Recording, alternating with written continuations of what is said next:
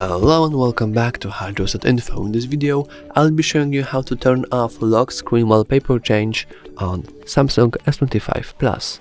Let's begin. So as you can see right now, each time I will open my lock screen, I will have some random different wallpaper of a landscape, and I don't really want that. So in order to actually change it, we have to go into settings, scroll a little bit until you will see wallpaper and style. Here you can simply change wallpapers, scroll all the way down and click wallpaper services here.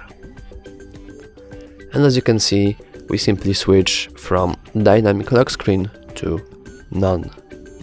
Then we hit apply. And as you can see, our lock screen should be the same. If you found this video helpful, please consider liking and subscribing. Thanks for watching.